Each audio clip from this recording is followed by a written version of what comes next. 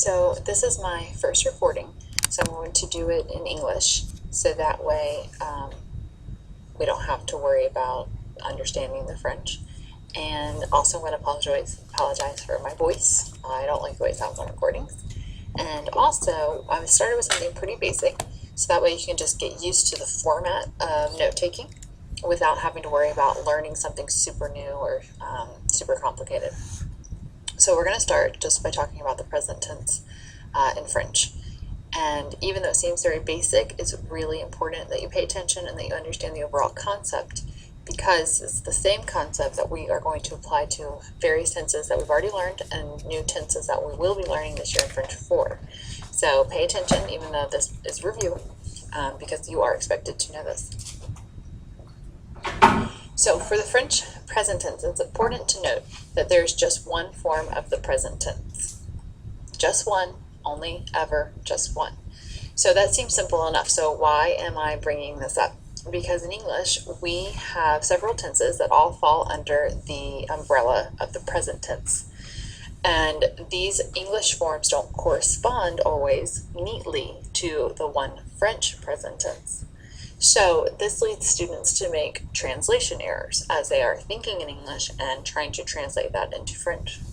So by French 4, it's unacceptable that you make a translation error like this with the present tense. You should be aware that you do not translate word for word when you are translating from English to French. Instead, you need to think in a tense. You need to identify the tense that you're looking for in English and then find the corresponding French tense. So it's not a word-for-word translation. So let me show you what I'm talking about.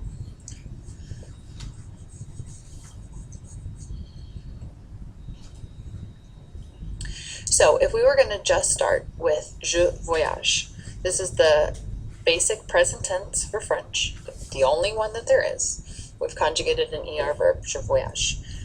Well, what we see here is that this corresponds to 3 different translations in English. One possible translation is simply I travel. Another translation is I am traveling. And notice that I do travel is a third possible translation. One thing to note is that in French, you only ever see je voyage, but in English you have the 3, I travel, I am traveling, I do travel.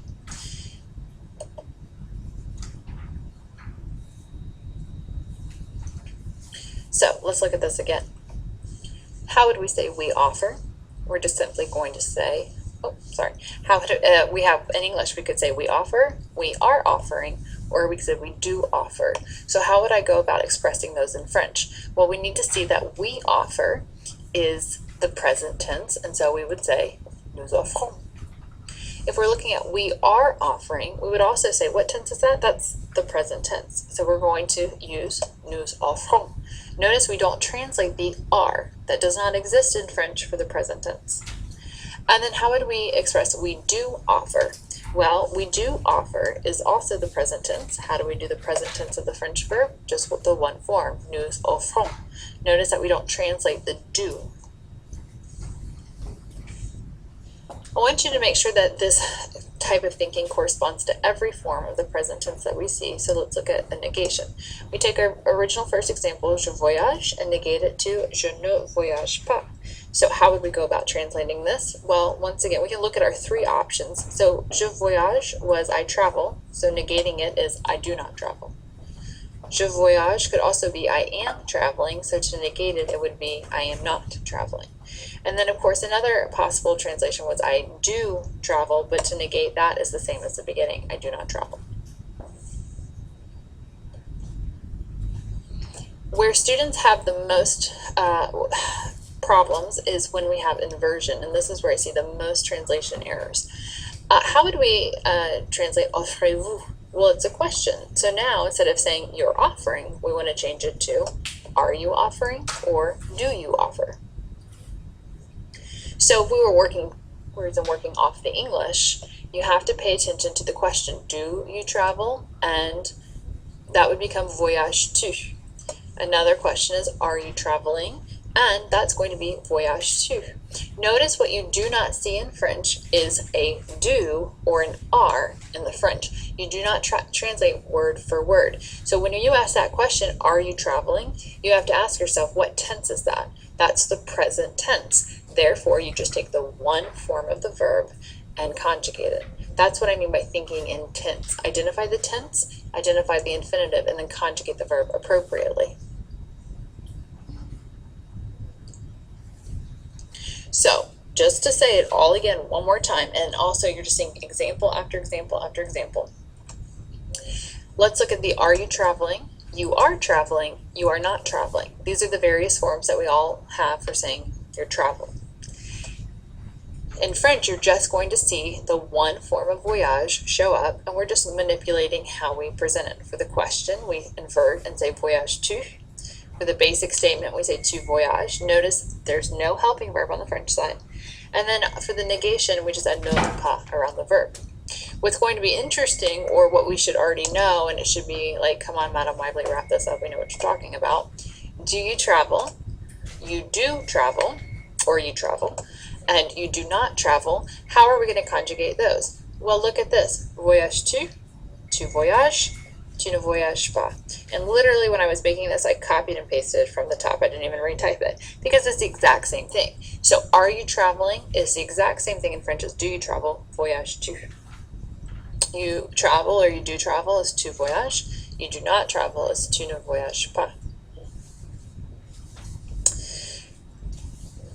So what do we need to take from this? How many present tenses are there in French? Just one. And do you need a helping verb in the French present tense? No. And that should help you in that you only ever see that one form of the verb when we are talking in the present tense. But what you have to keep in mind is that the present tense is a couple of different things in English. So it's not just one present tense for English and one present tense for French. You have to remember that English is a little bit weird in this way. We have a bazillion present tense forms. So that's where the English and French don't correspond neatly, and what I really want for you to do is avoid a rookie mistake. This is a mistake that French 1 students, French 2 students make, but by French 3 you shouldn't be making it, and certainly by French 4 I'm not going to have that mistake, especially as we start to study more complicated verbs. One question that might come up is, how do you know how to translate that? So if we were to go back and see je voyage, how would I know which one? Is it saying I do travel? Is it saying I travel? Or is it saying I am traveling? Well, that would be context. Are you traveling at the exact moment?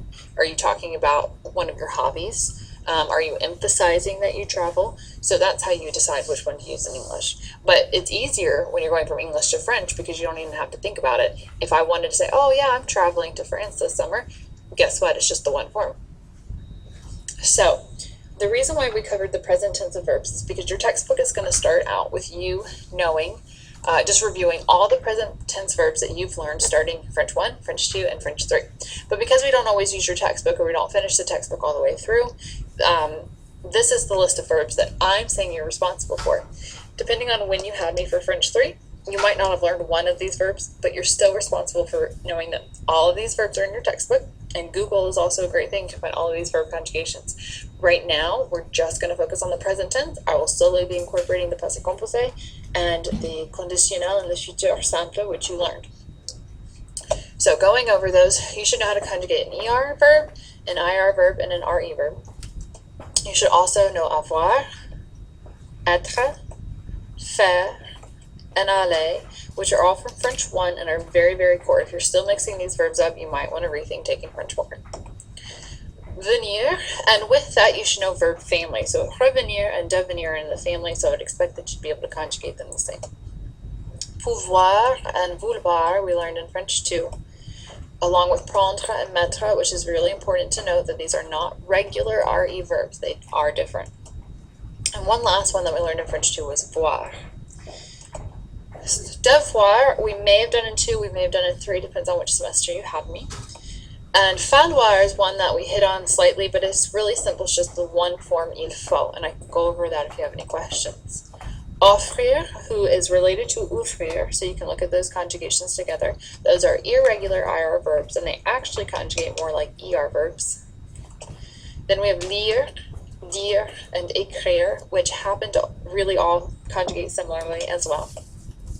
Courir, another irregular IR verb. And three more irregular IR verbs are partir, sortir, and dormir, which we touch on in French 2 and a little bit in French 3. Notice that these end in IR, but they are not regular IR verbs. That's why I have them listed out separately. So you need to take the time to study all of these forms. It's a lot, but that's what it requires you to know. You really can't say that you're proficient in French until you have at least 50 verbs just memorized, like, really well. Okay, so bonne chance, and thank you for listening. Oh, recevoir. What do you know? I've got a couple more on here. Savoir and connaître. Same thing with savoir and connaître. If we did those in your French 3 class, you need to know them. If we didn't, you need to at least study the conjugations, and I can go over the difference between those two verbs because they both need to know. Now, these are all the verbs for which you're responsible. Okay, so take the time to study them. Don't study the ones you know, study the ones you don't know. And I'll also be posting on somewhere, Synergy, about extra credit opportunities as a way to practice these verbs.